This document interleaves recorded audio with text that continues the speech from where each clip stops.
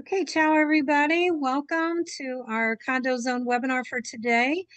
We have Rudy Forjan from Benjamin Moore making a presentation on painting projects and the planning process. So we all could use an update on that always, I'm sure. So I'm excited about that.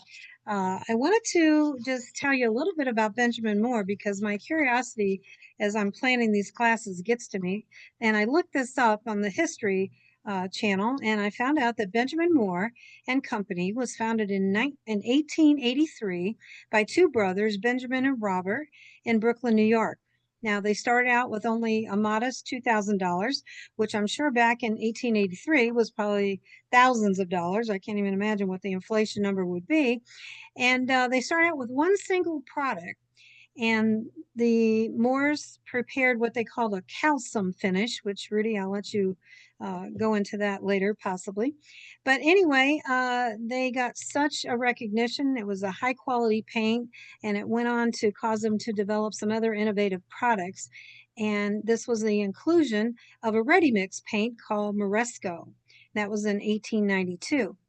In the year 2000, Benjamin Moore was acquired by Berkshire Hathaway, which I didn't know that. That's pretty Okay. significant, for $1 Yep. billion.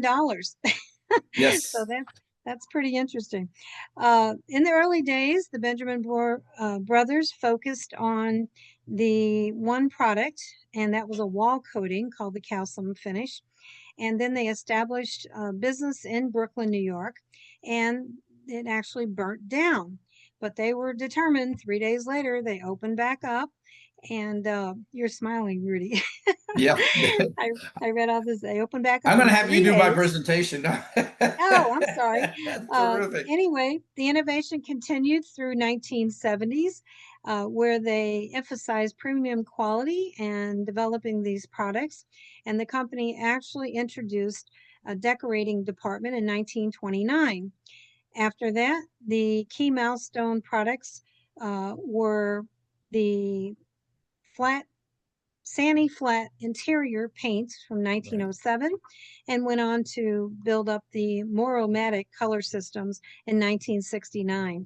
In 1982, they were introduced the revolutionary computer color matching system, and that allowed them to practice precise matching in any order according to the colors they were trying to match. So the company also established a strong reputation for its history in the color collection, which was developed in collaboration with the National Park Service. Thought that was pretty interesting. In 2000, I just mentioned Berkshire Hathaway purchased them for $1 billion. And with Wow. that, I'm going to introduce our sponsors. So you have some shoes to fill there, Rudy. That was very, very thorough. That's true. Thank you very much. You did surprise me. That's great. Good stuff. Yeah, the more I read, the more I wanted to Yeah. include it. So, Okay. uh, so we wouldn't have these webinars on a serious note if it wasn't for our support of our sponsors. I want to say thank you to all the sponsors today. Thank you, Rudy, and thank you to Bob Aleka, who is our moderator for today. I also want to thank the board members that are on today and the property managers. I know you get a credit for this, but it's still impressive to see how many board members get on as well as managers.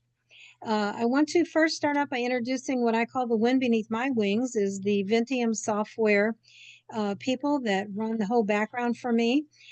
Today we have the national rep on. We have Katie Basford. Katie, tell us about yourself and what does the company do for associations?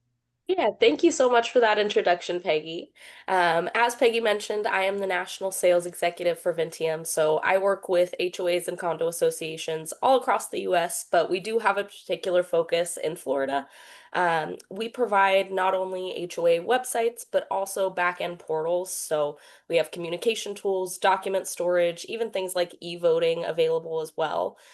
So especially if you're concerned about upcoming law changes and compliance pieces, please feel free to reach out. I'm happy to discuss what we can do for your community association and help you streamline some communication and management as well.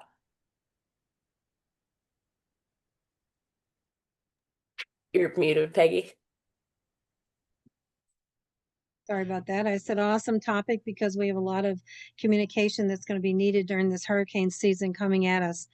Next, I want to introduce today's moderator. I mentioned Bob Electa. He is the Vice President of Community Associations for Faster IO. Bob, tell us about yourself. Thanks, And Peggy. Good afternoon, all. Bob Electa here with Faster IO. Faster IO provides streaming TV and internet through our fiber optic infrastructure. We have many options we can provide for your community, no matter how small you are or how large you are. We design, manage, and maintain and bring it back to our data center here in Deerfield Beach, which is 150,000 square feet. So you have engineers that are constantly 24/7, 365 running the back end.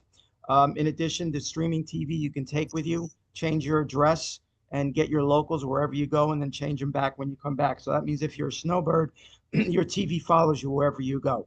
Internet speeds, we can provide any internet speeds that the property would like. They're all symmetrical, so whatever you get down, you get up. So if you're interested in getting a proposal, please give me a call. Thank you, Peggy. okay, great. Thanks again for moderating.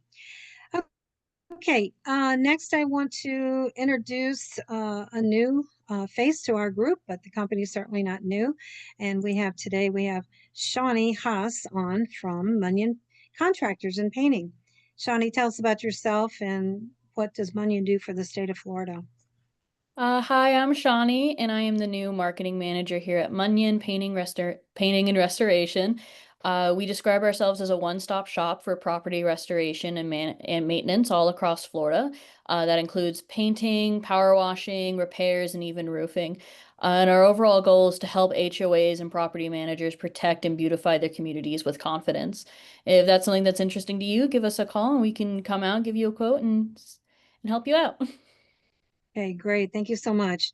If I didn't mention it, I meant to, but everybody that's themselves today will be on a sponsor sheet that I will send out following the presentation, and you don't have to write all this down.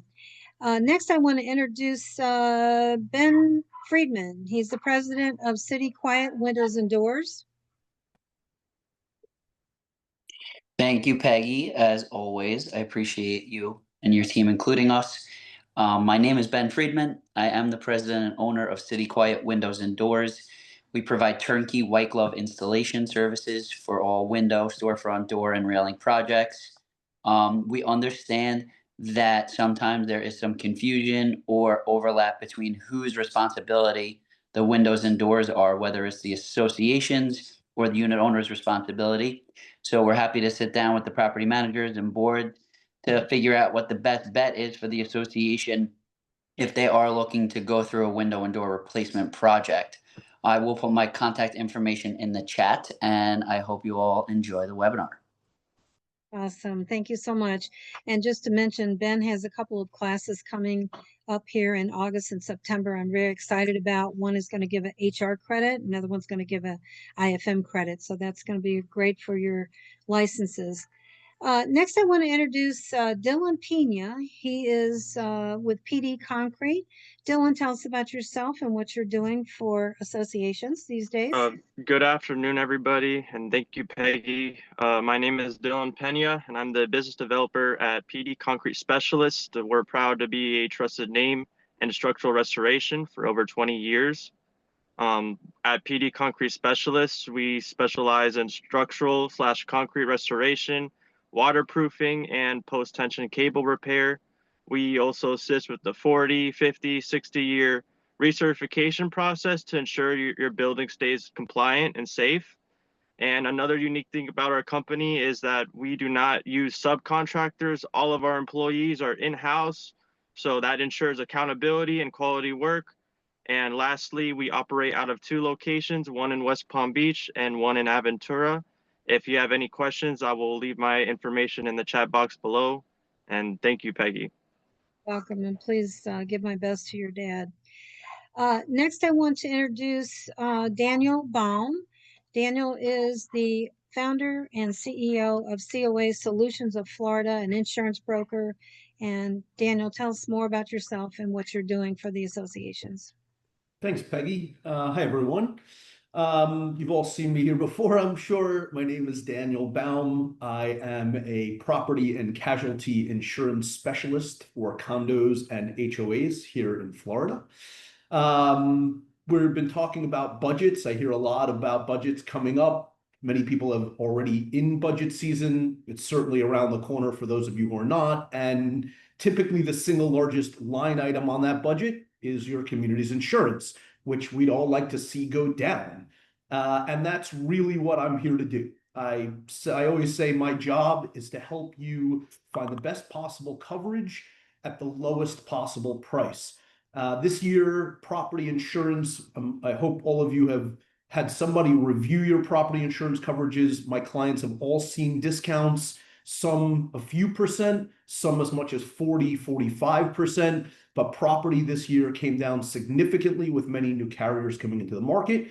Bottom line is, if you have the same carrier or the same agent for many years and you want to double check to make sure you're reaching the entire market and checking to see if there are alternatives out there, or if they're doing a great job for you, feel free to reach out to me. I do a free review of your current policies. I can tell you fairly quickly if I think you've got a good price or if I think you're overpaying. But definitely have another set of eyes, take a look at your policies. There's nothing to sign. There's nothing to change. You just need somebody with expertise to let you know. And with that, I wish you all a great webinar. Today will be a great session, and back to you. Okay, thank you so much. Speaking of the best, let's introduce my friend and longtime contact in the banking business, Jamie Gelfand with First Citizens Bank, who's going to tell you about the best program for you condo associations. Thanks, Peggy. Good afternoon, everybody. As Peggy said, I'm Jamie Gelfand.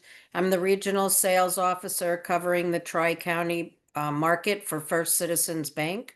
First Citizens is a 125-year-old top 20 bank. We provide banking options, loans, lockbox for homeowners associations, condominiums, cooperatives. So if you're sitting here wondering how are you going to be able to afford all of these fine people and all of the projects that you need to get done, please give me a call. We do not require you to move your banking relationship. We can auto debit a loan from any bank account. So I'll put my information in the chat, and I hope you enjoy Rudy's class. Thanks, Jamie. Excellent. I know there's a lot going on with the new law change. So if you want to get on top of things, call Jamie. She's got a background also in property management and now brings it to the banking industry. Next, I want to introduce a true leader in the industry, an engineering firm, United Professional Engineers, and we have Siobhan Heredia on today. Siobhan, tell us about yourself and what you guys are up to for the associations. Wonderful. Good afternoon, everyone. Thank you for being here and on this webinar. Thank you, Peggy, for making this possible.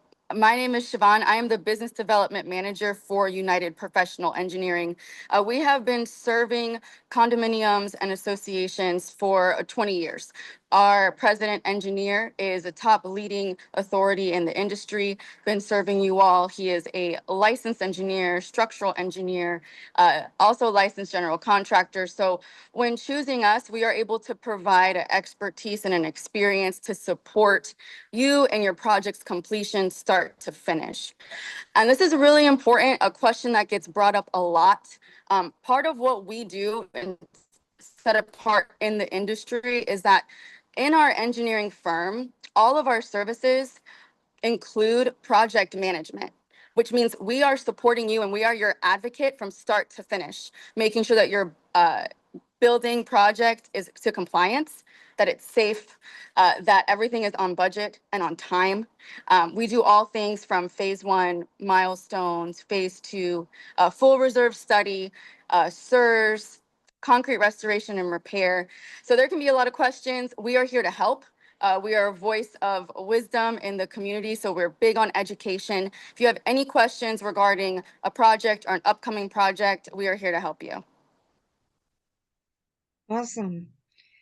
Okay. Let's move on to Southwest Elevators. We have Brooke Cavender on today. I believe you're a partner as well. Brooke, tell us about yourself and what is your company doing for associations. Thanks, Peggy. My name's Brooke. I am the business development manager here at Southwest. We are a third generation family owned and operated company. So I'm actually the fourth generation stepping into the business. So we've been around quite some time. We do all things elevator. We're a union company. So maintenance, repairs, modernization, anything that you would need elevator wise, we'd be able to help you out with. We take care of all of South Florida, Orlando, and we just branched into Tampa. So if you have buildings in those areas, maybe need a second opinion, I will drop my information in the chat box and just reach out. Thank you. Okay, awesome. Great. Nice to have you again. Okay, we have a couple of sponsors that weren't able to make it today, so I'm going to introduce Priscilla Katana. She is with Valcourt. They're general contractors, and they are all over the state doing great things and helping associations. So if you need anything in that area, please look at the sponsor sheet that I will send out. And we also have the Paving Lady. The Paving Lady is primarily in the Tri-County area. I guess maybe going up to Martin now. So Martin, Palm Beach, Broward, and Miami. And many years of experience. Go to their website or use their sponsor sheet to get a hold of Dawn Miller. Dawn is the business developer in this area. And the owner is Mauro Camuzzi, who has many years of experience. And they have great prices and great service. Always heard good things about them. I want to turn this over, but before I do, please, I want to make some notes here, housekeeping wise. In the Q&A box is where you're supposed to put your questions.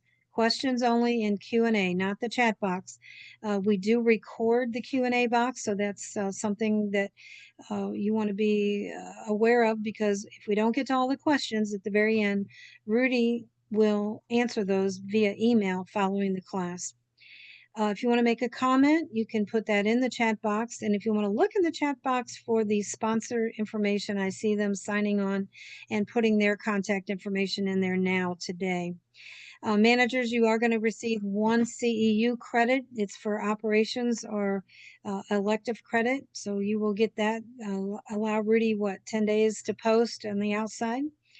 And that's about it. With that, I'm going to turn this over to Rudy Forjan. He's 35 years in this industry with Benjamin Moore.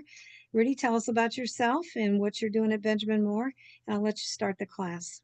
Okay, terrific. Well, thank you, Peggy, again for inviting me. I appreciate the opportunity, and all the other people, vendors that have joined us and support this program. So I appreciate that very much. We all have to work together to get this thing together. So my name is Rudy Forjan. I have been with Benjamin Moore for 36 years. I have been selling paint in South Florida for the last 50 years. I started in 1976 as a part-timer down in Miami at a Sherwin-Williams paint store. So been in the business for a long time, working in South Florida. I am the territory representative for Benjamin Moore. So essentially what I do is I work with the stores, in this case, Regal Paint Centers, to be able to sell paint through contractors like what you talked to with PD contracting, Munyon painting, and so forth. So I assist move the jobs through that. And that time I have been involved in doing painting projects for the most part. So I developed this class probably about 3 or 4 years ago to put it together, because what I was seeing throughout when we're seeing painting projects is that there's a lot of things being done and issues not being followed up on, that with just a little bit of preparation you could have gotten a job that could go south really quickly and really fast. So I've tried to put this class together to give just some pointers. You're not going to find anything earth-shattering here compared to when you're working any other big project. You know, the painting project is generally in the top 3 to 5 projects in your community or your building.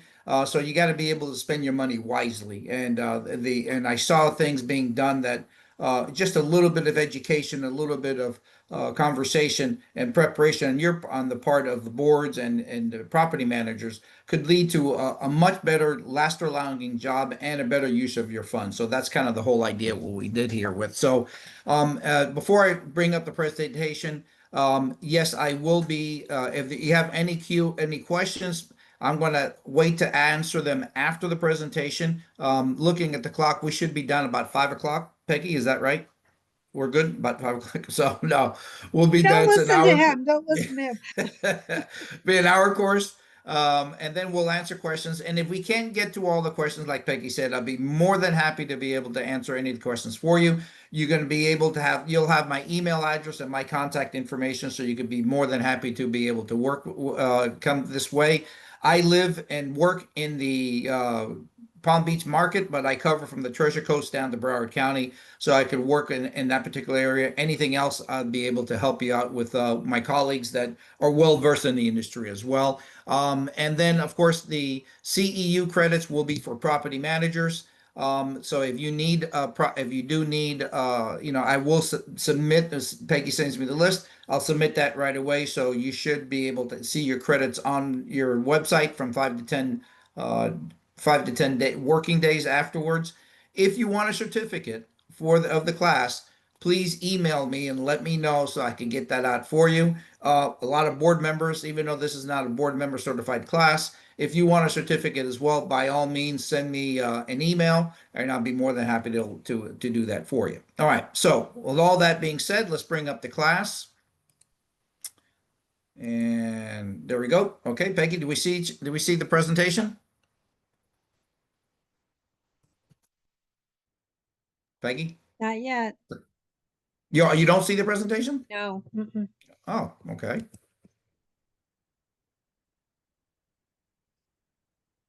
All right, let's try it one more time. There you go. There we go. Okay. Come.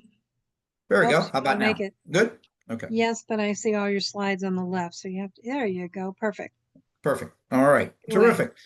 All right. So the class that we created is called Painting Projects Planning Process. And this is going to give you, again, what you're going to be seeing here is pretty much the same things that you should actually be doing for any big project that you're going to be doing in your community. The only difference, of course, is I skew this to give you the information towards the painting projects. The way that I like to look at when you're working with a painting with a painting project, at least, and that's where I'm most versed in, is that you should be able to have the answer before you ask the question, not only to the painting contractor, but to the painting to the supplier and engineers and everything as well. So hopefully this class will be able to give you a process and a step-by-step plan.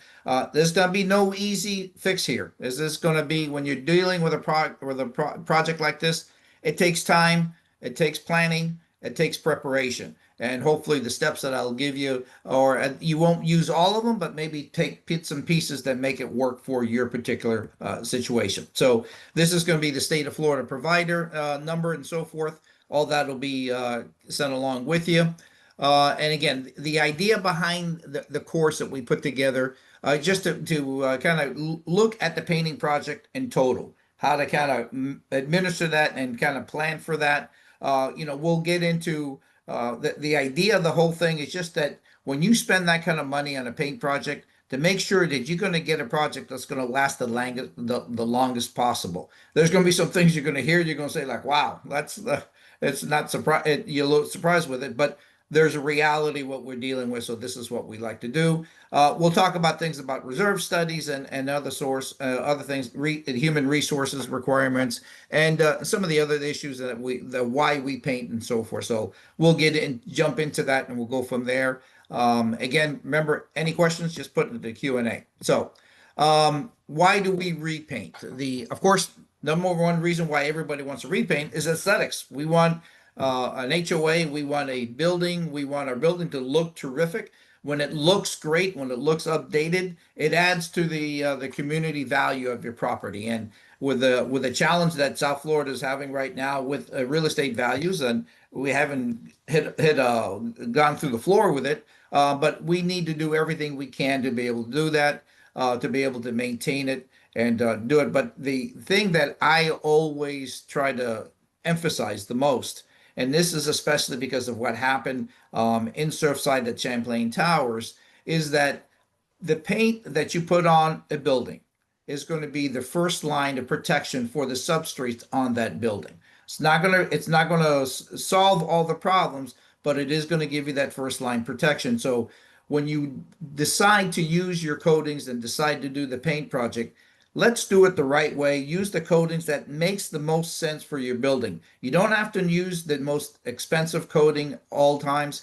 And sometimes even the more inexpensive coatings would work, but you really kind of do your research and what is it that your community is looking for to get out of a paint project. But always skewed back to protection, because if you're going to be doing all this work on concrete, on your surfaces, and which is being done a lot now, when you paint, you're going to want to protect those areas as much as possible. You're not going to leave them exposed, or you're not going to just touch up when you're doing this restoration work. If you come back to just touch up and do patch the areas where you're going to have the concrete work being done, those allow your building to look like a paint, almost like a polka dots all over the place. So when you get into the repainting, you probably do this all at one time. So as we get started, when you're preparing for your next paint job, when do you start to prepare for your next paint job? I always say as soon as your previous paint job is done, that's when you start planning for it. The reality is that a paint project in South Florida, we live in a beautiful area, beautiful weather, but it is very caustic, or very caustic to the environment is very caustic to any coat of paint on there, because of the cycle that's going on now with the restoration of buildings. The paint cycle and the concrete restoration cycle are going to marry, or going to match. They were pretty close to it before, but every time you have to look at do your inspection every 10 years. And if you're dealing with a building that's 30 to 40 years old, even if you fix it at one point, 10 years later, you're probably going to have some other areas that has to be repaired. So the paint cycle is going to marry that. So HOAs, you could go anywhere from an 8-year to a 10-year cycle. So, but you're going to have to repaint. Repainting is something that it's always going to have to be done, and it's going to have to always move forward when you're working together on it. So you have to plan for that. So the responsible planning of how you're doing it, if you know that you're going to be painting in another 8 to 10 years, then you could start planning for that by either setting funds aside on your reserve, or being able to just put it into your reserve study to make sure that you've got this particular project coming up, because it is unavoidable. You're not going to be able to avoid that itself. So when you start putting together and planning for your next paint job, consider creating a paint committee. And the idea behind the paint committee is to start to vet information, and we're going to go over that in just a little bit, what kind of information to look for and where to start. And of course, keeping it at an odd number, 3 to 5, allows that something will be voted through and it won't stop. Won't come to a tie or anything like that. But I think this is going to be a real important piece to be able to do that. But and the paint committee it's going to require some work, not only prior to the paint job, but during the paint job itself as we go through it. And we'll talk a little bit more about that in detail.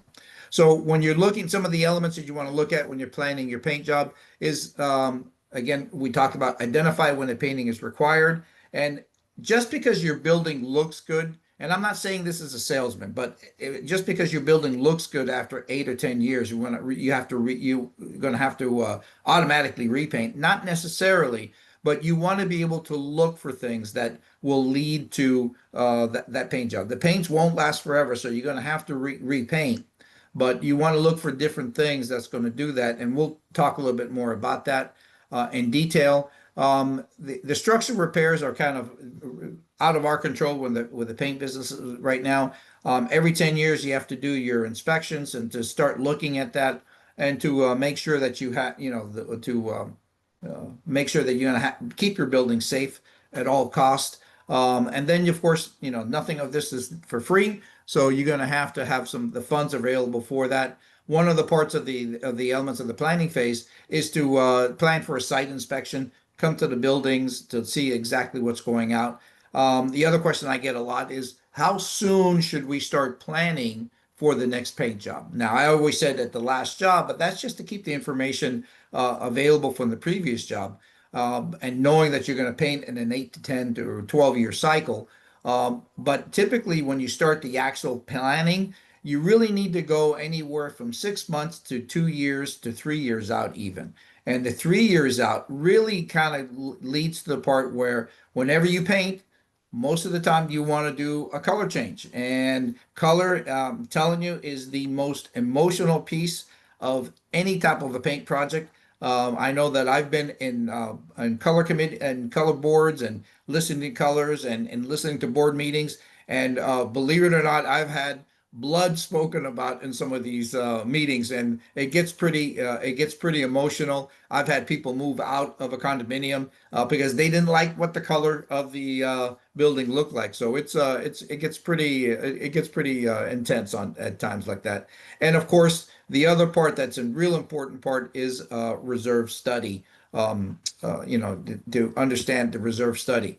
And I put this in here on purpose because a lot of times, a lot of people don't understand what is a reserve study. A lot of board members that are just starting on, and there's training now for board members, but in the past there maybe hasn't been, and they don't quite understand what a reserve study and quite simply, basically, a reserve study is just a budget or forecast of your major cost for your HOA or your condominium in the next, say 3, 5, 10 years. And to be able to start to understand, what repair costs that you might need, what projects you might have, any kind of replacement cost on, air conditioning equipment or electrical equipment or elevators or so forth, and send, some of the costs for upgrade. So it kind of helps you kind of keep together. Some of the issues that we saw down in Surfside was the fact that the reserve studies were the can was being kicked down the road. So when you had repairs being needed to be made, it was kind of like, no, we'll put it off for another 5 years, or we'll put it off for another couple of years. And that turned into a situation where it escalated to the point now where the state of Florida had to come in to be able to make sure you set aside these reserves and make sure that you're doing this work on the building. So, and one of the other things too is, when we're selling property and you're selling property on there, I know that if I were to go into a HOA or to a building at this point, I'd want to see what the reserve studies are before I buy into the buildings, because I don't want to be hit or surprised with a huge assessment, or to be able to, to understand that no, there has not been any kind of responsibility being taken. So I think as to maintain these property values, this is a real important piece to be able to have available as we move forward on it. So the other part that I want to talk about, and there's a lot of confusions, and sometimes a lot of people don't understand what this is. The state of Florida has construction lien laws. These are laws that are in place that are not. These are laws that are in place.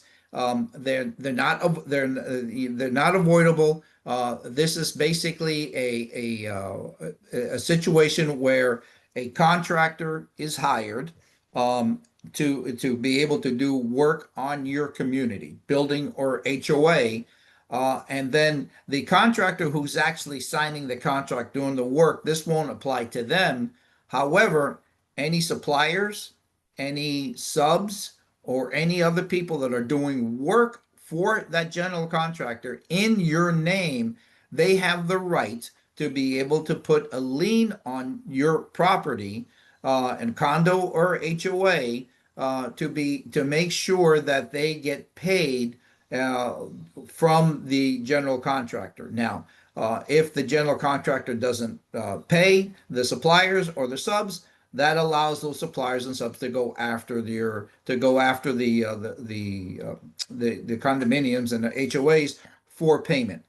It's not a real nice situation. However, the system is pretty simple system to be able to do, and if everybody's playing the way that they're supposed to play, and his property managers and the board members takes the proper steps, this actually just helps to make sure that the job is being done right, and the payments are being done right. At the same time, nobody wants to deal with a lien on their building. So I always say, again, I have several documents I'm going to be able to refer to, and I can send this out to you. The state of Florida, I have the latest information from describing construction lien laws. I'd be more than happy to send that out.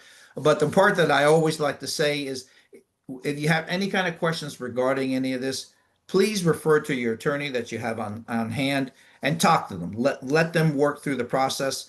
Basically the way that the system works is that if the property manager or the representative of the board or the HOA receives what they call a notice to owner, then that is just a notice saying that that particular supplier, sub, or whatever is putting a notice to the owner that they have the right to put a lien on the building if they don't get paid by the contractor. The simple way about doing this is that when you start paying your contractors partial payments, make sure that if you received a notice to owner from a particular supplier or sub, make sure that when that partial payment is made to the general contractor or to the contractor that's doing the work for you, that you're receiving a partial release of lien from those people that put in a notice to owner to your community. And that's really important because then that relieves the release of that lien for the board itself.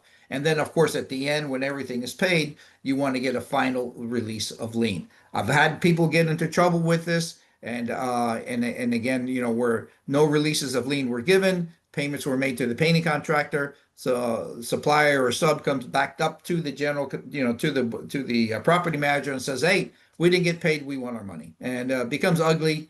It'll be attached on a condominium or an HOA, the percentage of that unit to a sale, and it will help prevent sales and everything. So again, it's made out here to protect suppliers, but at the same time, if it's followed right, it's going to be a really easy way to work with. So some of the considerations that you want to have when you're working with a project: is it going to be an update or an overhaul?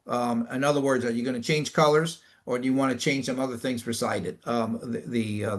Understand that. With all the changes happening with the state of Florida, with the legislative changes regarding the structural issues that we've had and the safety issues, make sure that paint committee of yours understands what the legislative changes are and what the requirements are. And do that by going and studying, working, maybe asking an engineer that you have working with, but get that information needed to be able to do that. Understand too that in some particular communities, you're going to have votes needed, especially if you're going to be making material changes. And material changes could be anywhere from structural to as well as color. A color change is sometimes is considered a material change. So you need to know what the threshold of that change is to make that change necessary is.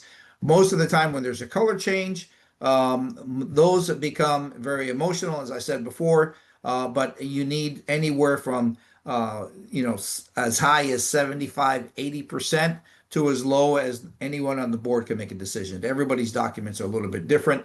Understand local ordinances and master, or if you live in a master association, if there's any restriction regarding colors or anything like that. Structural work needed. We'll talk a little bit more about how to figure that out. When you're working with colors, again, we talked about colors being changed. When you're working with colors, there are going to be some fixed colors in your particular community. For instance, windows, storm shutters. I know we painted a building and we didn't, it was changed from a pink kind of building on Palm Beach to a nice white, modern looking color, a little bit on the grayish side. And no one took into consideration when everybody went home north for the year, the shutters were closed and most of those shutters had a pink cast to it. So all of a sudden you had a nice gray building with a pink shutter, storm shutters on there. So keep those things in mind when you're looking at colors and so forth. And I talk about high traffic, road dirt and everything. I've had buildings that painted they painted their building, and then within 6 months, the building next door was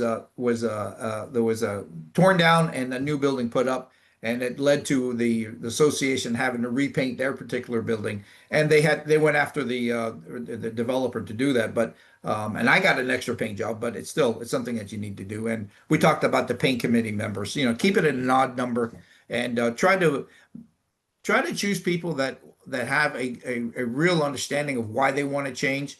why they want to be on there, not simply because they have an agenda, because they want a certain color on their building. So those things to look at. Structural safety, again, it's just been the talk of our industry.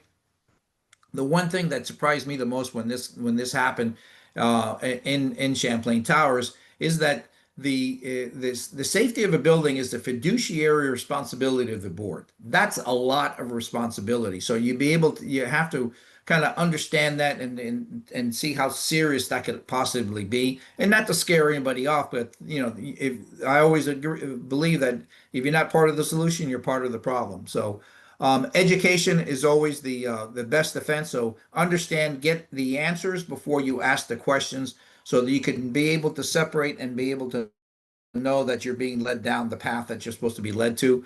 When you're working structural safety, if you, especially with buildings, you should have an a professional to be able to assist you as a reference, or to be able to kind of bounce questions off of and so forth. And maybe not to keep on retainer, but at least someone that you could refer to and ask questions to. But at the end of the day, life safety issues, they have to be given top priority. What happened in Champlain Towers North, unfortunately, we cannot as a society let that happen anymore. But that takes each one of us doing our part to be able to move this out. So in lieu of time, I'm going to kind of skip these questions and just start jumping into some of the rest of the presentation. One of the things that you want to look at, of course, is a color. Everybody's changing colors right now. Probably about 80 to 90% of the communities and buildings are changing colors. Of course, because colors change, trends change. You want to make your building look more modern. You want to make it look updated and so forth. So you want to be able to do that.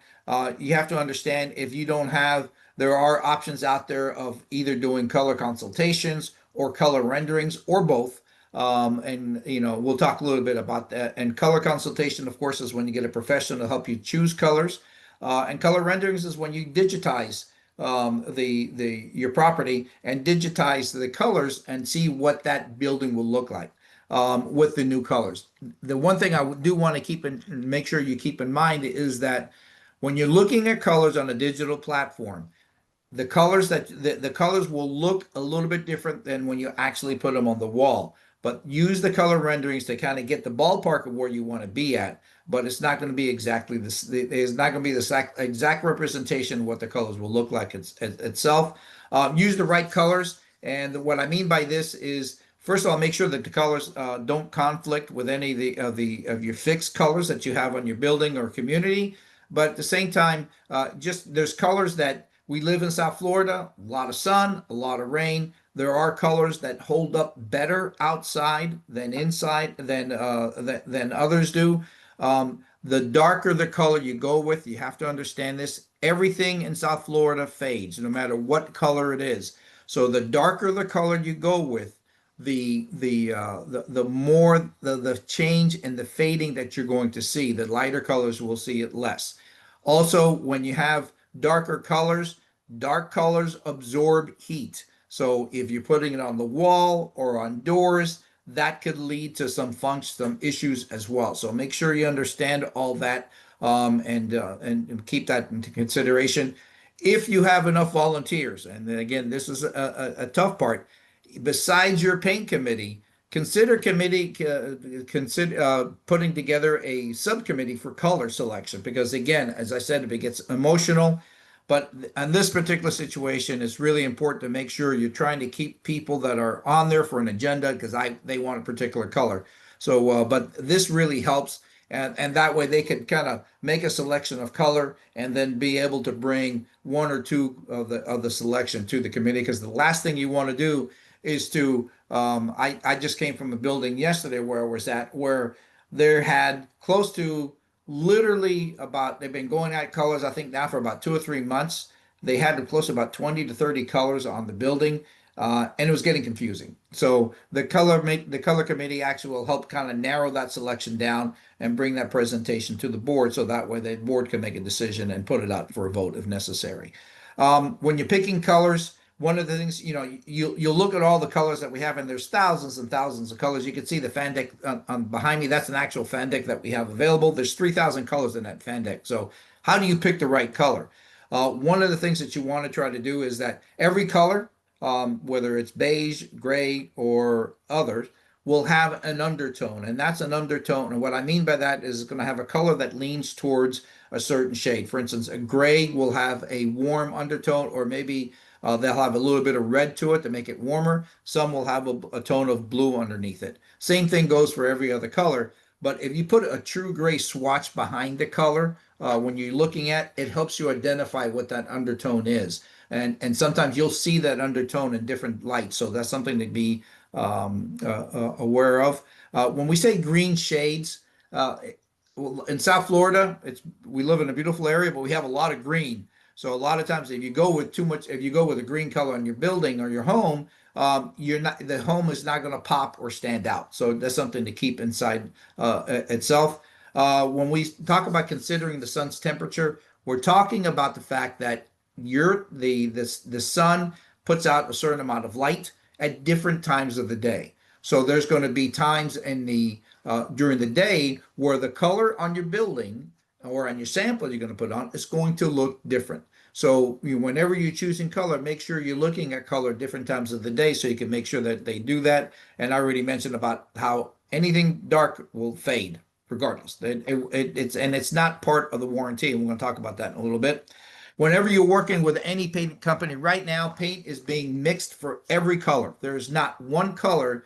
There's even whites that are being mixed. So whenever you work with any kind of a paint supplier, you want to make sure that, and again, if all of us that do cooking and bake, or if we buy flooring, you know that if you buy a piece of tile now and you come back and buy a tile 6 months from now, the color comes up. It's just it looks like the same, but if you put it in the middle of something, it's going to look a little bit different. So what you want to try to do is whenever you choose a color and you get down to the color, make sure that supplier is doing a product drawdown. And what that is essentially, you'll see on the screen there, it's a sheet made specifically for paint.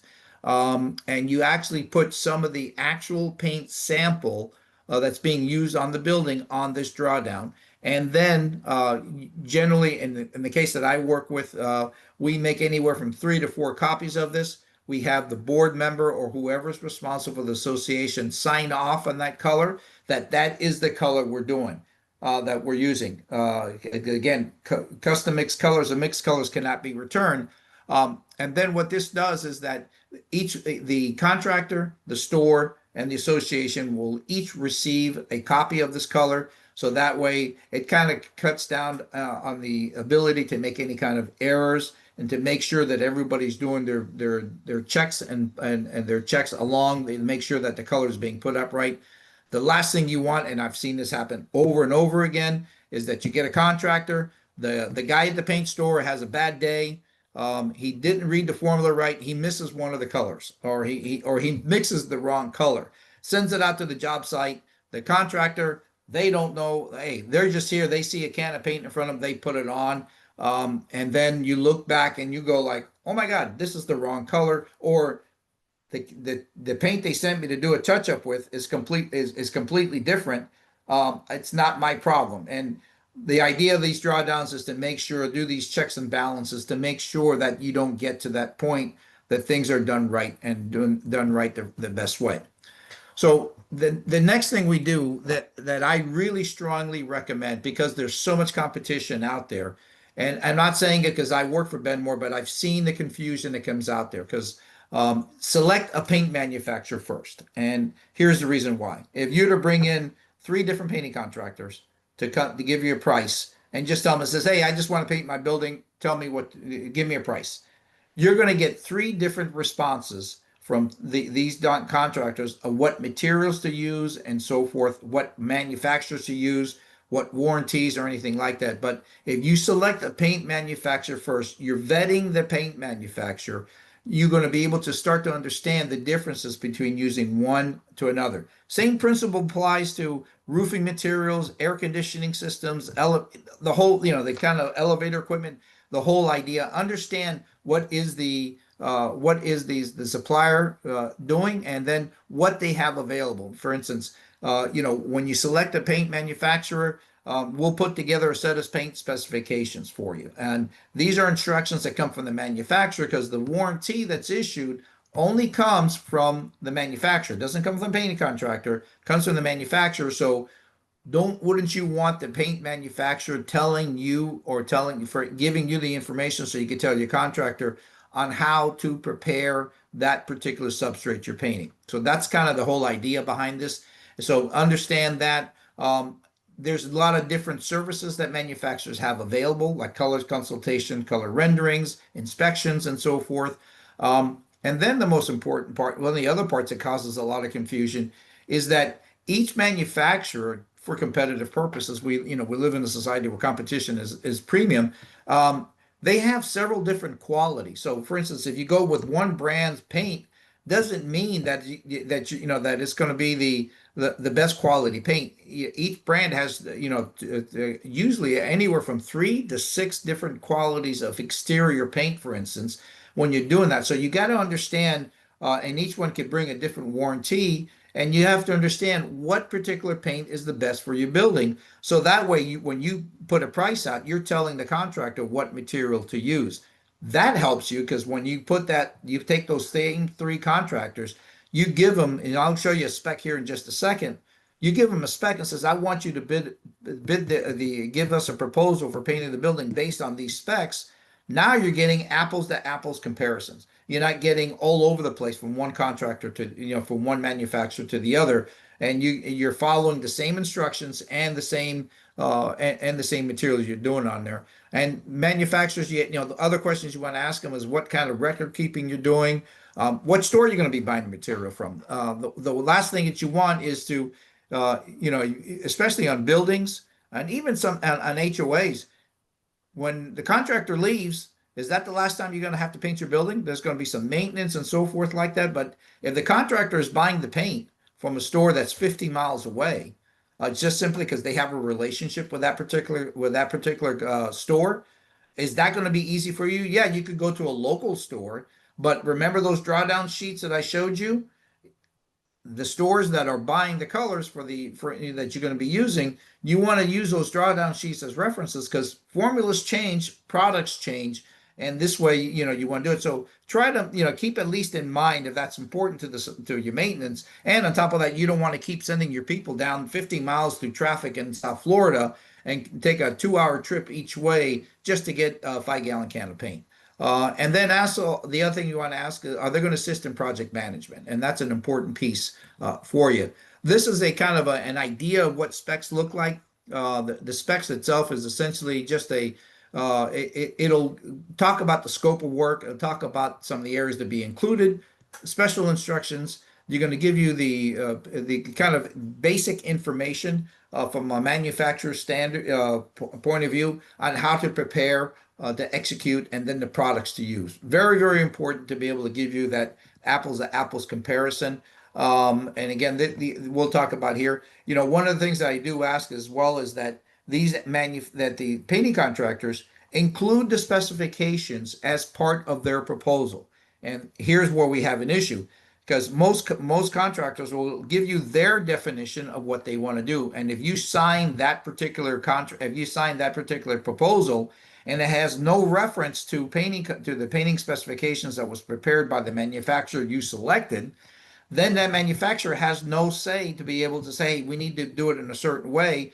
And then that contractor will come back to you and say, hey, you signed it. I don't have to do what the paint manufacturer is saying. So that's why it's important to be able to do that. And of course, the option of being able to do this as well. You could do option pricing and special pricing if you want to do the a la carte menu like that itself.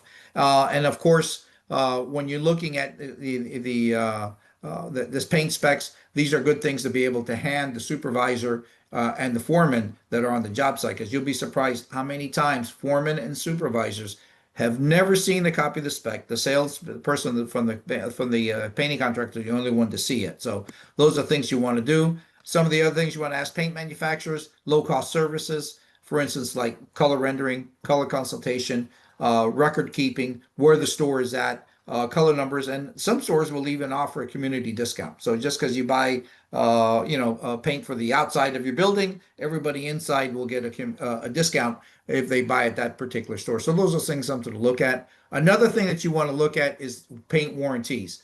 This is probably where a lot of the most confusion is being done on there.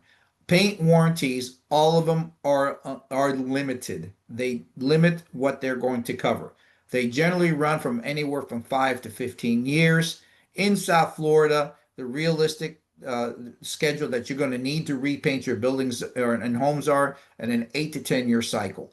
That's the way the technology of coatings are right now. The other part that that a lot of manufacturers don't talk about is the warranties only apply to the paint that's being applied to masonry surfaces, not concrete floors, not metal railings, not wood doors or wood fascia, only to the masonry surfaces. So that's something that, and again, if you read the warranty, this is a very typical of what happens in South Florida. Fading and chalking is not covered by a warranty. That's normal. That's considered normal. And if you again read the warranty itself, you'll be able to do it. Most of the times when we paint in South Florida, we're repainting, we're not painting. In other words, we're not taking off whatever is existing on the building. We're painting on top of what's on there now. Of course, the preparation is to try to identify to make sure nothing is loose. But if previous coats of paint, and this is true of all manufacturers, if previous coats of paint come off or peel, and the last coat of paint is going to come off along with that. If that peeling and flaking is caused by a previous coat of paint, that's not covered by the warranty as well. So that's something you have to keep to understand as well. And that's what we'll talk about inspections in a little bit to be able to help it do a little bit better job. One coat and one sealer. In South Florida, I get this all over the time. We're talking about chalking. I got a class about paint chalking, and chalking is essentially when the resin in the paint, that's a glue that holds the paint on the wall, begins to fall apart, and what's left is the pigment. And that's what the chalking part is. A contractor will tell you most of the time, oh, if you don't see no chalking, you don't need to seal. I always like to say, and this is not to sell an extra coat of paint or anything like that. You cannot tell just because you checked in one particular part of the building that everything else in that building is not chalking. And if you put paint directly on top of chalk, you're going to be getting that paint sticking to the chalk, which is going to cause some failure. So the idea of using a sealer is going to be about 20% of the amount of paint that you're going to be using, but it's going to serve as a bonding coat, and it's going to allow your top coat or your paint to be able to perform at its optimum. So that's why sealer, if you do the job right, you always want a coat of sealer and a coat of paint minimum to get your warranty. And a claim is not a warrantyable item. And what do I mean like a claim? Wind resistance driven. That's a claim. A real popular one now is dirt pickup, dirt resistance, where it's going to be, it's going to be, that your surface is not going to stay dirty. It's going to stay clean and be self-cleaning. That's a claim. That's not a warranty. So you got to be able to understand and to ask the question, what does the manufacturer going to do if you're claiming that it's not going to get dirty, but what is it that they're going to cover on it? And then not only just hear what the salesman is going to say, make sure it's writing on the warranty that's going to be covered or not. Because again, if it's not in black and white and you come back and claim something, they're going to point at that and say it's done. So we'll skip this part here. The Paint 101, just to give you an idea, there's a lot of manufacturers out there. Actually, only about 3 or 4 big ones right now. Paint, there's no secret in making paint. I have a whole class on this particular part, but paint has you can see the pieces on there. There's no secret in the paint business. Paint's been being made since the caveman days. Since you see the writings on the wall, that's essentially paint. So there's no secrets in paint. Everything is price wise. Pretty much everybody buys from the same suppliers. So the cost of paint is going to be, and we live in a competitive landscape. So the best way the way that I always like to point to be able to tell the difference between one quality of paint and another is not necessarily what the salesman says, but what the price of the paint is. And because again, the cost of the paint is altogether, but if you do some work and study in understanding paint, you'll be able to pick the right manufacturer. There are tech data sheets and so forth, and that little gauge in the middle there is going to be a certain amount of, it's a real important gauge to use. Essentially, when you put paint in the laboratory, is made to put on at a certain square footage, a certain coverage rate. So that'll give you a certain wet film thickness and dry film thickness. We need to make sure that the contractor is applying the paint at the rate that the manufacturer is recommending. Because you see their coverage at 250, 350 square feet per gallon. I could actually take a gallon of paint myself, and I'm not experienced at this, and roll that paint out or spray that paint out, and I could get twice that kind of coverage on there. However, what's going to end up happening is that what's going to be left on there is going to be too thin and won't give you the protection. And that could lead to premature chalking, poor touch-ups, a variety of different things. So you got to make sure, and that little gauge in the middle there, that little thing, it's just a handheld thing that tells you when that's called a wet film thickness gauge, tells you when the paint, what thickness the paint is being put on the substrate itself. Sealers, and again, we talked about that. Sealers I always do. I always recommend to put a sealer on there. Paint again, you want to be able to put the sealer on to bound down any chalk or any other substrates or any other foreign substances that could cause the paint not to adhere properly. If you'll put a sealer on, the paint, instead of soaking into the substrate itself, is going to sit on top of the substrate, so you'll get maximum performance of that coating we talked about. And then it's going to give you that surface adhesion to be able to make sure you get a good amount of adhesion of the top coated paint. And something I always tell painting contractors all the time, because you get complaints, because again, it's a labor thing about putting on labor. But contractors say, oh, you don't need it. It costs too much money. If you use the right amount of sealer, you're going to end up using less paint. And sealer generally is probably about half the cost of paint, sometimes even more. But a good sealer, it's made differently. A good seal job will allow to use less paint and will allow the paint to perform better. So this is something that you want to be able to understand and work with contractors to be able to do that.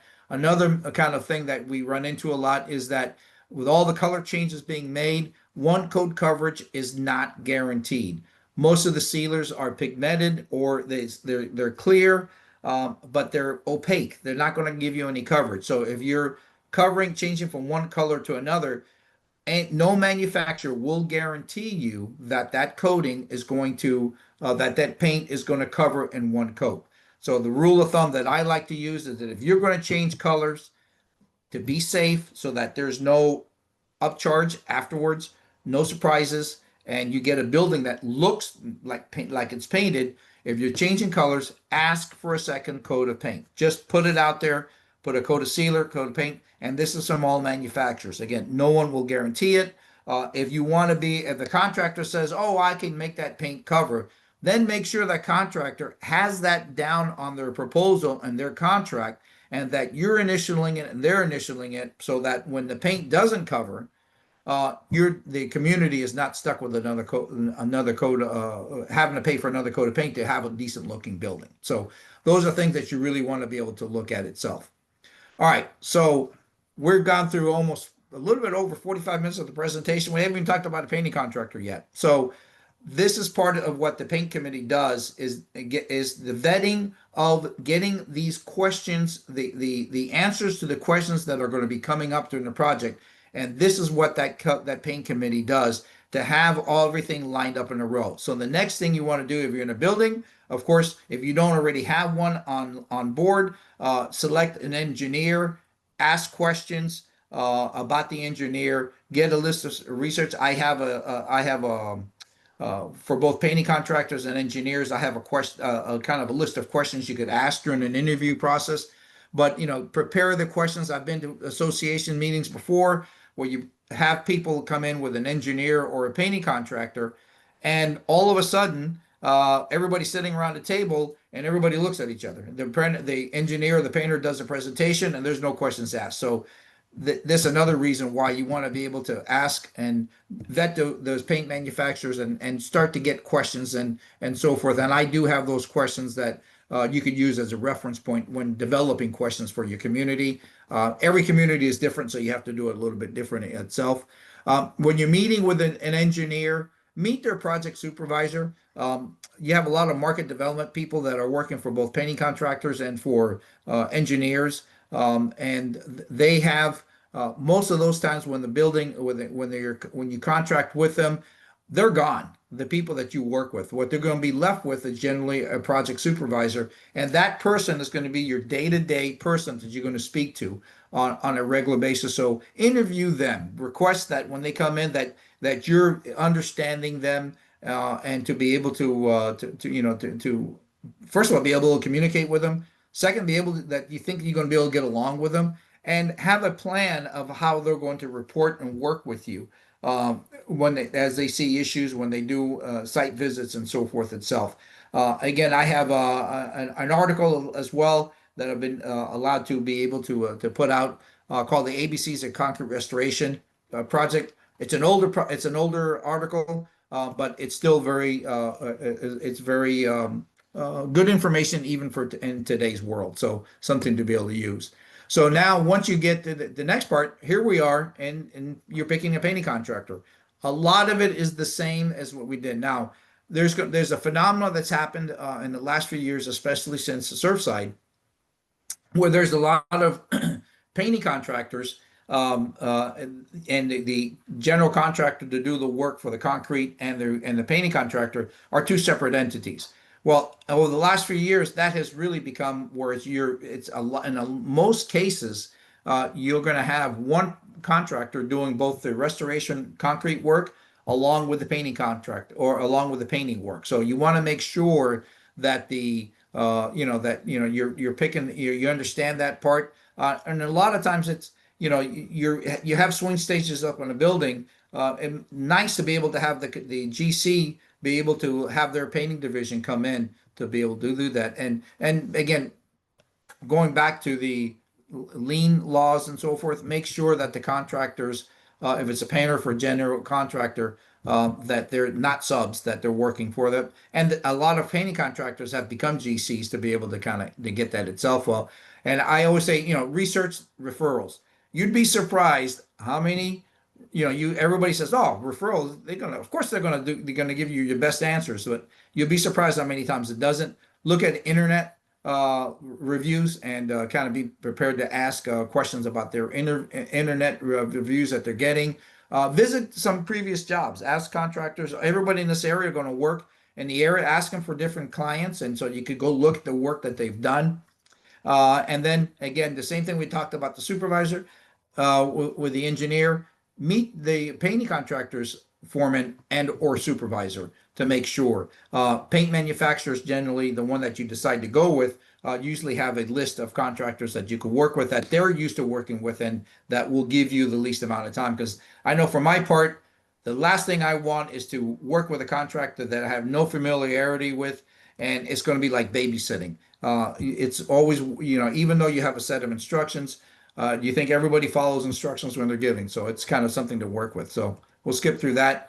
And then now, once you put all this information together, you've got the paint manufacturer selected, what color you're going to go with, what your structural engineer is going to be, and so forth. The painting contractor.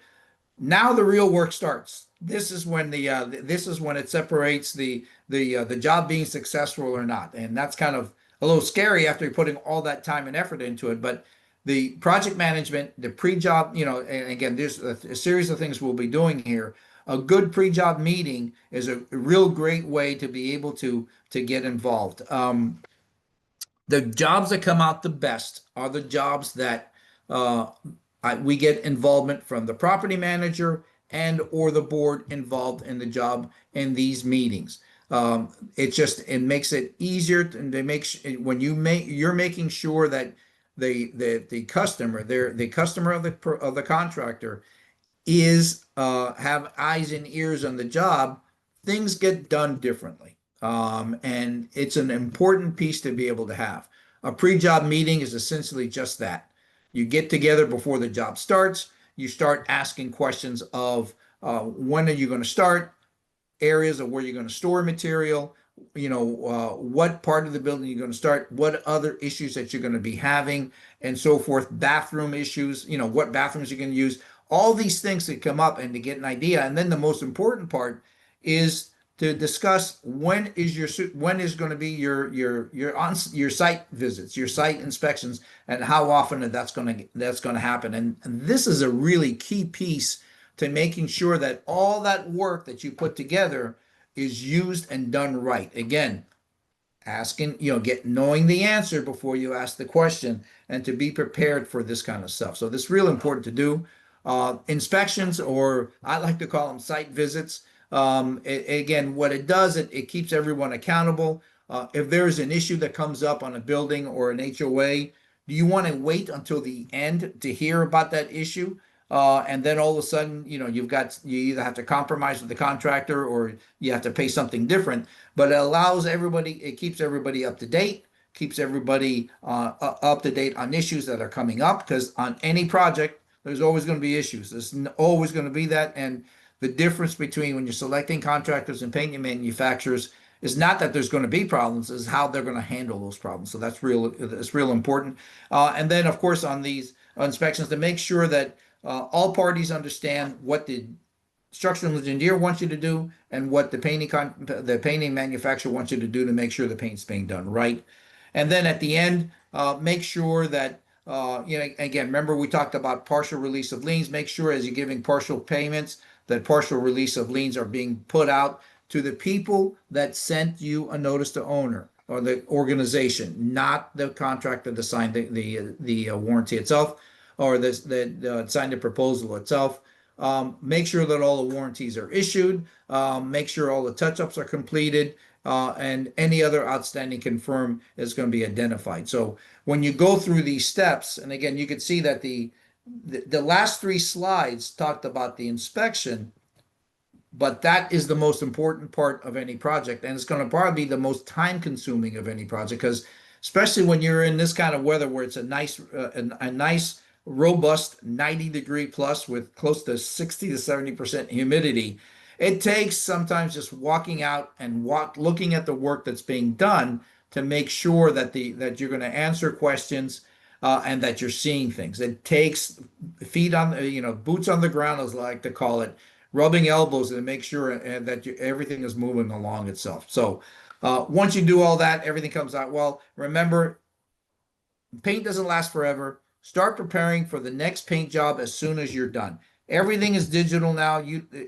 There's no reason, even if you're not going to be living in that community and the next paint cycle, out of courtesy, there's no reason not to be able to give that information to the next generation that's going to be handling that community. You don't know how many times I've seen painters that have had problems, or manufacturers that had problems on one community that's being brought back in because the next generation doesn't understand it, or they don't have the pricing that was done before, so you're starting all over again.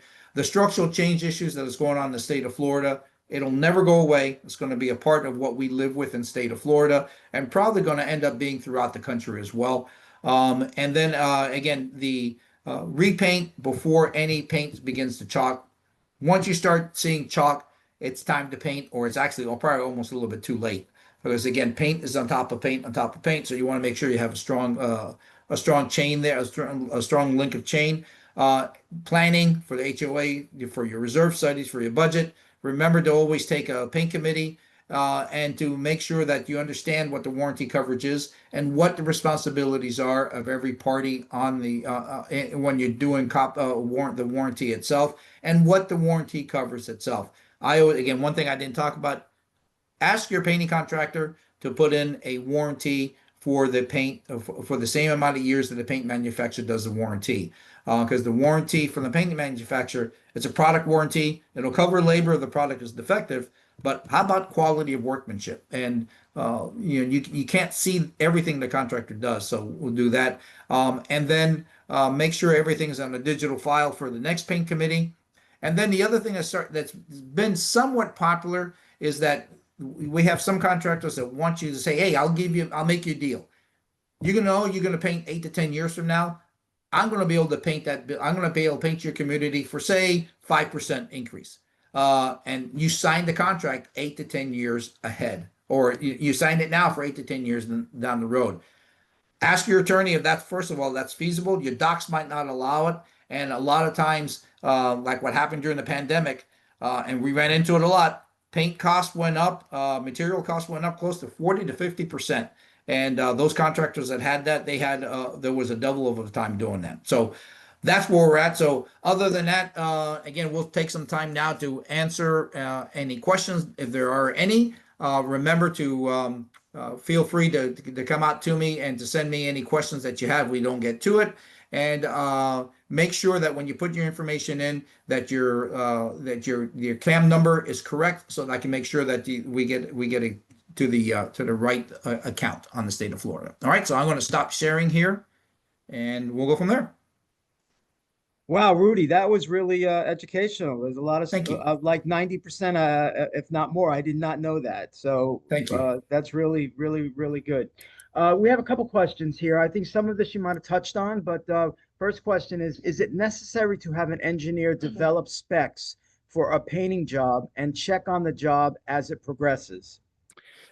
Every engineer is a little bit different. Some engineers like to use their specs. I have engineers that like to use my specs.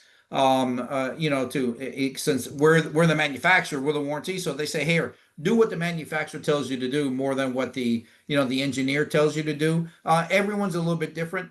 Is it a good idea for them to check on the job as progresses? Some engineers will charge for it. Some will do it as part of their process. So it's, again, one of the questions that you asked, but the way that I look at it, the more eyes you have on a project as it's getting done, the more of a chance that you're going to get the best job possible. So if they could do it, by all means, but again, be aware of there might be a cost to it. Okay.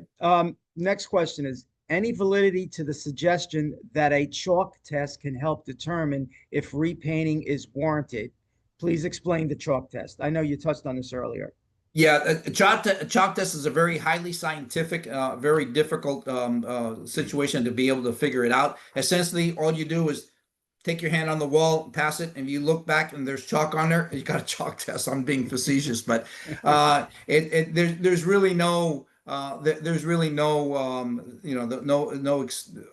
hard answer to it, or there's no other test just to see that you're getting chalk on there.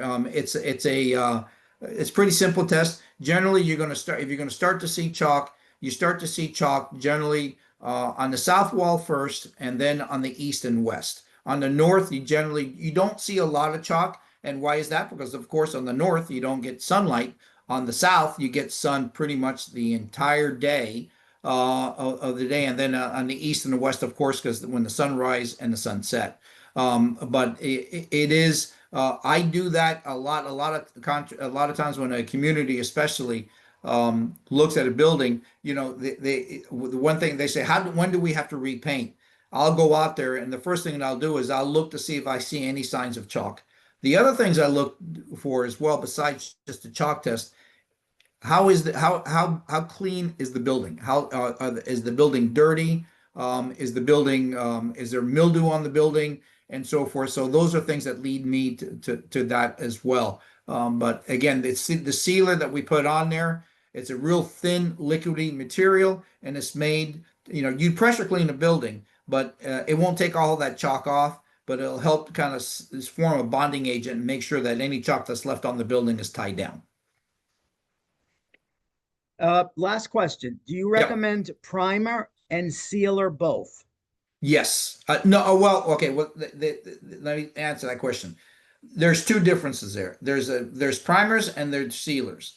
There's different materials used for different surfaces. So a primer is generally used on, say, metal and wood, and that's generally where a primer is going to be used. It's a little bit different type, because you won't it'll tend to cover a little bit more and act more like a paint.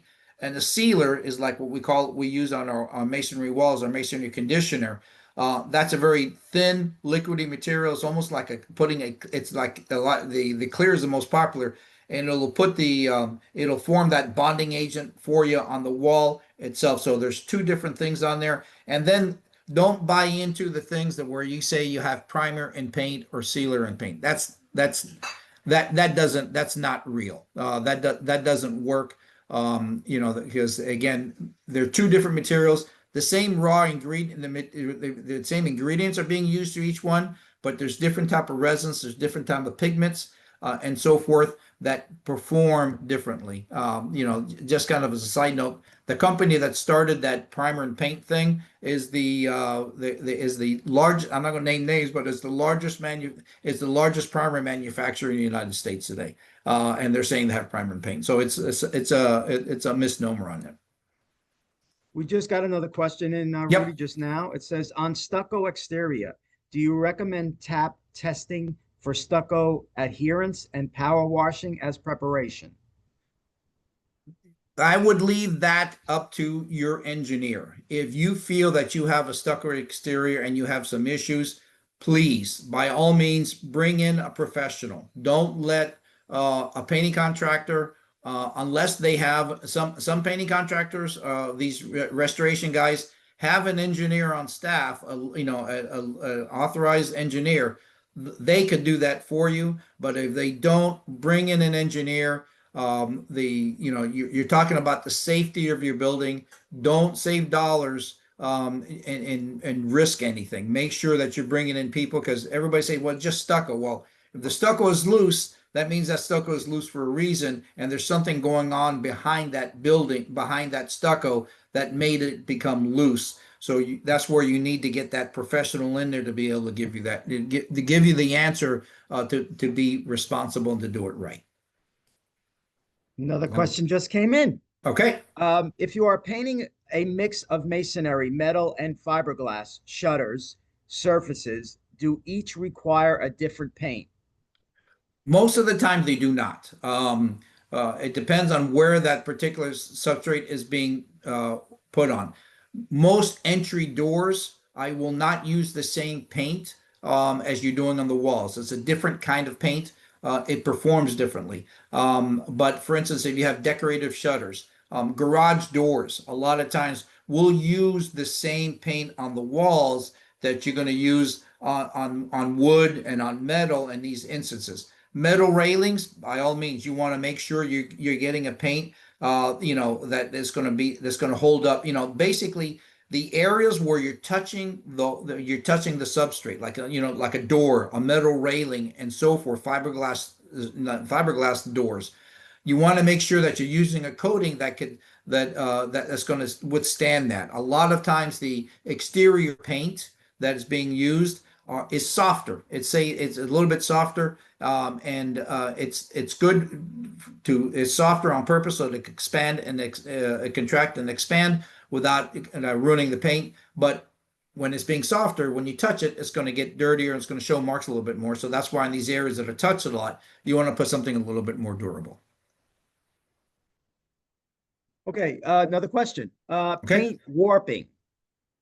What is the main cause and what can be done to prevent it? This is an ongoing issue at one of the buildings that I manage in both the common hallways and the balconies. Okay.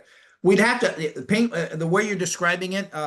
There's a lot of different things that could be maybe causing that. The best thing to do, one of the things that I talked about that I do is, I don't know, I mentioned it, I do paint forensics. We go out to a building and find out why something's happening. Paint's a chemical. Doesn't have a personality. If something's happening on a substrate, there's a reason why that's happening. Check with your paint professional, and to be able to, again, Yvonne, if that's in the area that I work with, I'll be more than happy to work with you.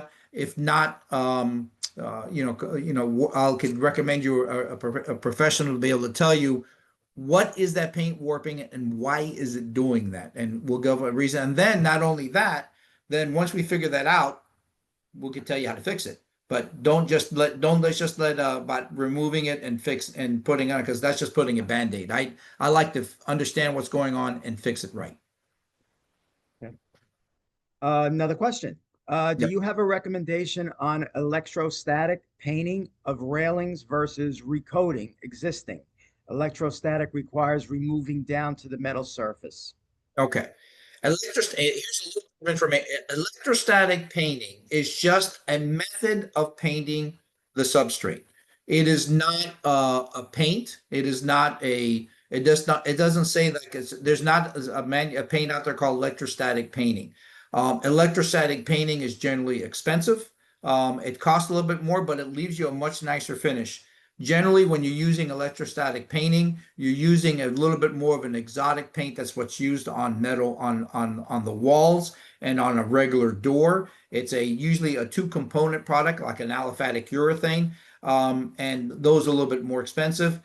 You don't necessarily have to take it down to the bare metal when you're doing that, but a lot of times the manufacturers saying that, hey, listen, if you're going to go through the cost of electrostatic and you want to use an aliphatic urethane, a lot of times you have to remove the previous coats of paint down to the bare metal. Not something that, so it's kind of like, again, a balance of what you want to try to do, but electrostatic painting is just a method of putting on. There's an electrostatic spray machine, and essentially what it has, it gives the material an electrical charge. Usually, I'm not sure, I think it's negative or positive, and then you attach a lead to a metal surface that has the opposite charge. So when the material comes out of the spray gun, there's not a tremendous amount of overspray. It kind of the opposites attract to each other and paint it, but that generally electrostatic is only for metal itself. But again, talk to your paint manufacturer that knows what they're talking about, and they'll direct you in the best way what's going to be for your particular situation. If I can interject on that, Munyon Painting does quite a bit of that. Yes. Yep. For railings, so they are kind of the experts in the state of Florida. So if you are Yep. looking for that now, when you get the sponsor sheet, give Shelley on there a call, or give Chris Clark. He's on the West Coast and most of the state, but Shelley's on the East Coast. But Yep. they are very have a lot of references too for you. Yep. Okay. All right. Cool. So, Becky, no more questions. Thank you very much again. Anybody out there would, they need any kind of help, I'll be more than happy to help. If not, follow the procedures that we talked about. Make sure you're spending the money right. Make sure you're not, wasting your money, and make sure that you spend your money the way it should do. There's no shortcuts. Preparation, preparation, preparation. Ask the right questions. Know, like I always like to say, know the answer before you ask the question. And that way you'll know who you're working with is legit or not legit. Okay, is that it for the questions? That'll do it. Oh, That'll wait, do it. one just popped in. One just popped in. Okay, Okay. one more. How expensive is granite stone coating for catwalks?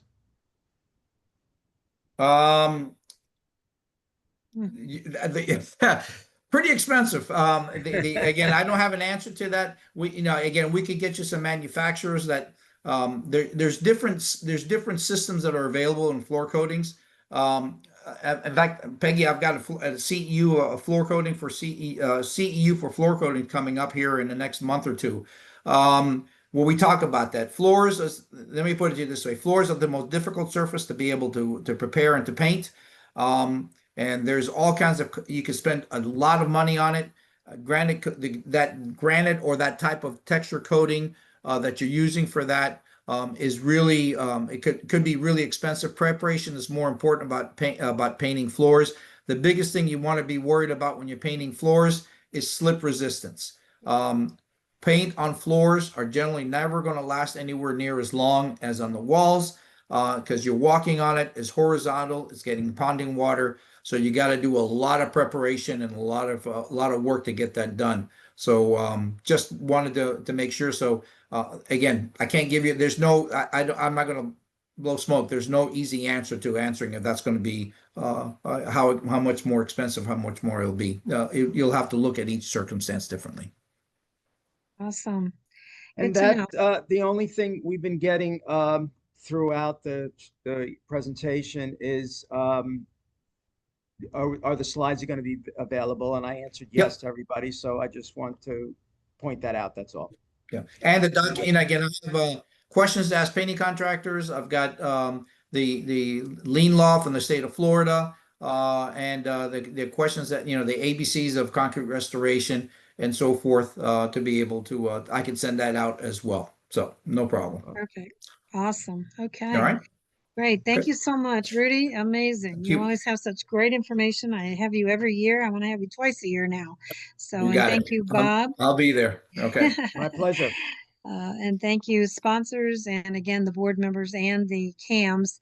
I think the biggest thing I got out of this is, when you're talking about contracts, you're running a business and have your contracts reviewed by your attorney, you guys. Excuse me, it could be painting, it could be roofing, could be anything, but just be sure and have your attorney bless them just a little bit. And get references for painting, okay? Don't just say, oh, I like Joe, and here we go, Get your references and then call the references. And from experience, go to the properties they're referencing. Go and look at the properties.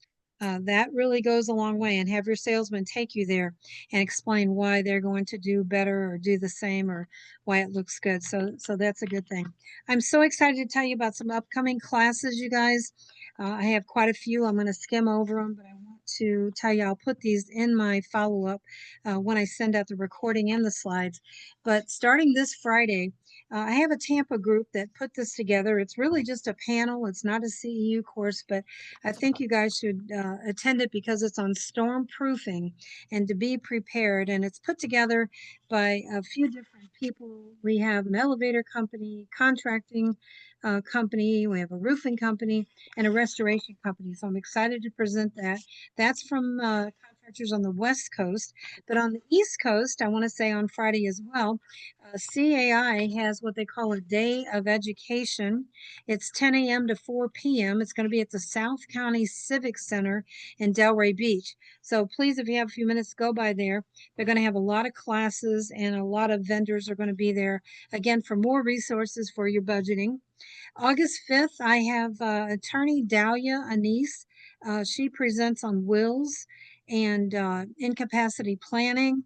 Very good. If you're looking for anything, update information there, please attend. Again, not a CEU course, but a wealth of information. On August 7th, I do have a CEU course coming from Karen's Engineering. This class is called Care and Feeding of Post-Tension Floors. So this is going to cover the basic understanding of science and reinforced concrete deterioration. Great class. You're going to want to see that one. You do get a credit. On August 11th in North Palm Beach Country Club, I have an in-person, if you're in that area, West Palm Beach, Jupiter, all that area around, I have a group put together by Velocity Storm Solutions. They are a national company. We have a great panel. We've got the village manager coming from North Palm Beach to say a few words on pre and post catastrophe planning. Excellent class. On August 13th, I have an in-person class, Aventura area. It's going to be at the Ruth Chris Steakhouse. Again, Velocity is putting this on pre and post catastrophe planning. August 21st is a virtual presentation. Please mark your calendars. This is going to be a financial panel talking about your financial responsibilities, how to read financials, and also budgeting. It's hosted by Hafer Company, which is one of the largest and most responsible CPA firms in the state of Florida with 4 offices. Also, we have the representative coming from Martin County, Toby Overturf. He is the state representative who's going to say a few words about what's going on in the legislature for budgeting. August 27th, I have City Quiet Windows and Door offering an IFM credit. This is going to be on budgeting for windows and window installation. So I'm really excited to tell you about all that. I hope that you're enjoying your summer, and I hope to see you in August with all these ahead presentations. And I believe Vinteum also is going to give me something. So thank you so much, everybody.